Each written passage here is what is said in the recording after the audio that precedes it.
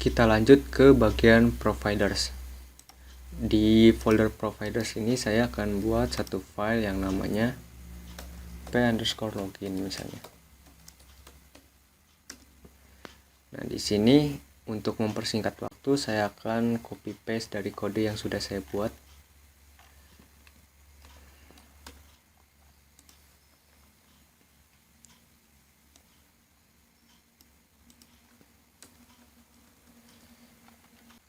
Nah, jadi kodenya seperti ini.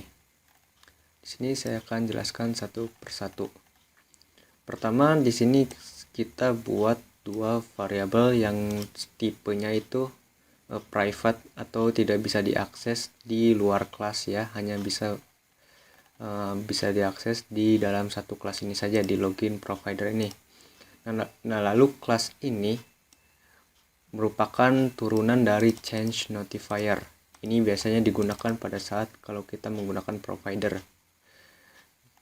Nah, lalu di sini kita juga buat setter dan getter. Kenapa? Karena di sini kita kan menggunakan variabel yang dimana aksesnya itu kan private.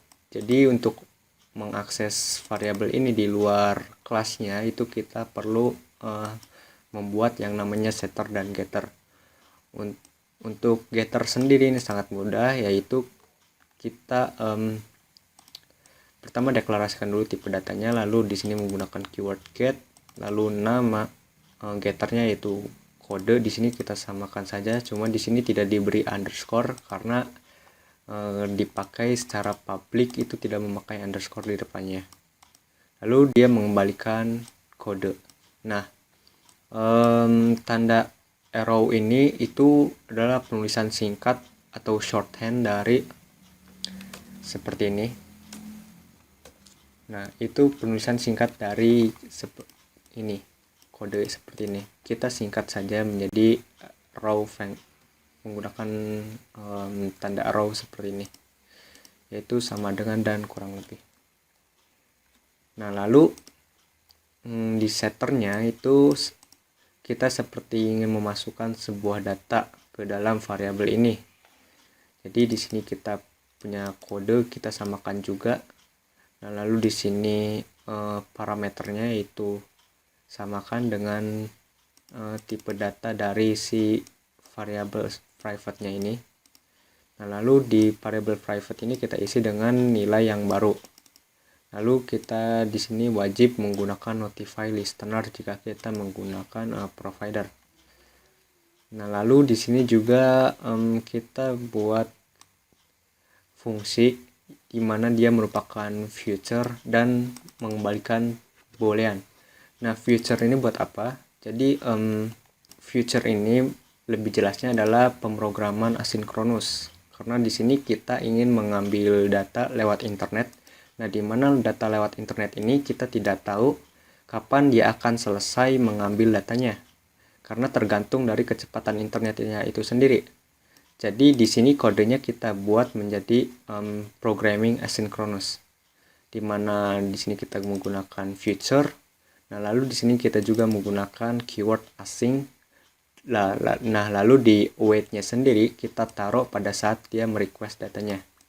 Di sini seperti yang sudah saya bilang di video sebelumnya, method request dari login ini adalah post.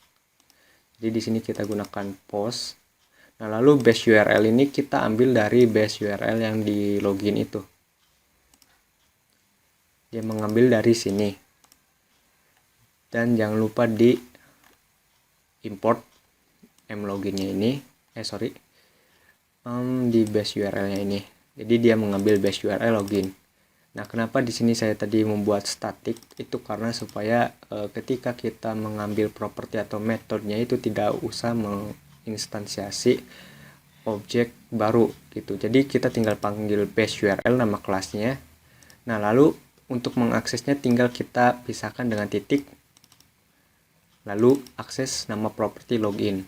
Jadi di sini login gitu. Ini fungsinya keyword static. Nah, lalu di parameter kedua di sini dia kan tipe data method requestnya adalah post. Nah, di post sendiri itu dia mempunyai body, di mana bodinya ini adalah key dan value yang sudah ditentukan di backendnya, yaitu key-nya adalah user email dan user password. Nah, jadi di sininya juga di bodinya kita user email dan user password. Nah, lalu teks email ini dapat dari mana? Yaitu kalau misalnya nanti akan dibahas di bagian screen-nya ya. Untuk sekarang kita tahu jika teks email ini dapat dari inputan usernya. Nah, lalu di sini hasil dari request ini kita taruh di dalam sebuah variabel response, di mana kita di sini deklarasikan juga final. Itu artinya nilainya tidak dapat diubah atau immutable istilahnya. Nah, lalu dari respon ini kita ambil bodinya. Ini sudah aturannya seperti ini. Respon variabel dari sini, lalu si respon ini dia mempunyai properti yang namanya body, yaitu data yang dari hasil dikembalikan dari si responnya ini. Lalu kita convert menggunakan JSON decode, lalu kita taruh di variabel res dengan tipe datanya yaitu map string dynamic. String ini itu seperti variabel seperti respon JSON yang lainnya, yaitu string dan dynamic. Saya contohkan di sini. Nah, ini kan di bagian kirinya kan itu semua tipe datanya string. Ini absolute ya. Jadi di JSON itu setiap bagian kirinya itu tipe datanya string, sedangkan di bagian kanannya itu dynamic. Bisa integer, bisa juga string. Di sini contohnya yang message ini dia string, sedangkan di current page ini dia tipe datanya integer gitu. Jadi seperti itu. Map string dynamic, bagian kirinya string semua, yang tipe data dynamicnya bisa integer ataupun string gitu. Nah, lalu kita di sini melakukan pengkondisian. Jika respon status code-nya sama dengan 200 ini artinya oke ya. Kalau kita lihat di sini 200 statusnya adalah 200 oke. Ini adalah standar respon untuk sukses pada HTTP request seperti itu. Nah, lalu kalau dia berhasil oke gitu, datanya dapat tanpa ada masalah.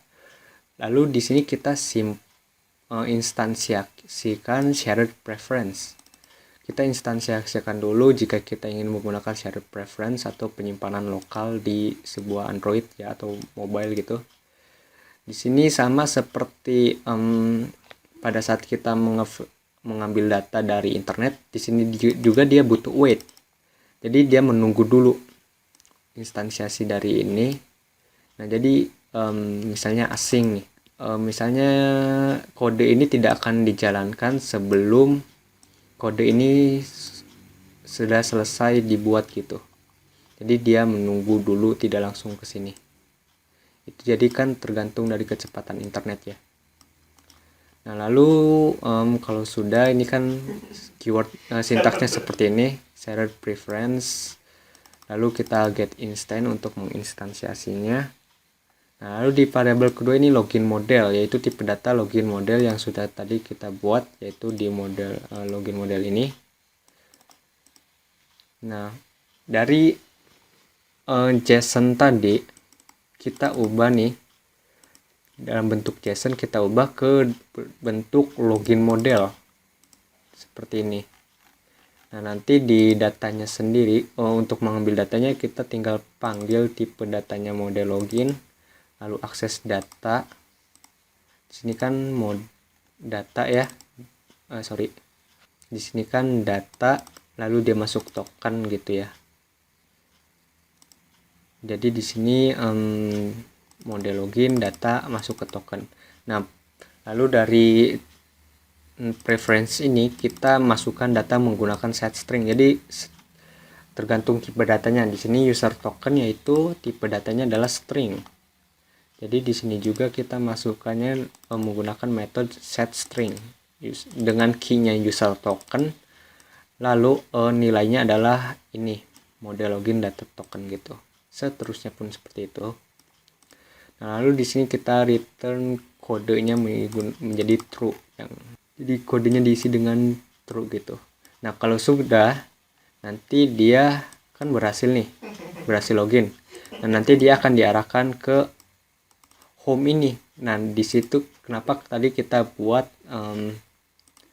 root service di sini. Kalau misalnya kita deklarasikan navigator gitu, kalau berhasil dia akan navigasi ke bagian home ini menggunakan namanya push replacement name home. Jadi nanti dia akan masuk ke sini home gitu. Dia akan diarahkan ke halaman home gitu. Nah, lalu kalau error, dia akan diisi variable errors ini dengan error message-nya ini. Seperti itu. Dan return code.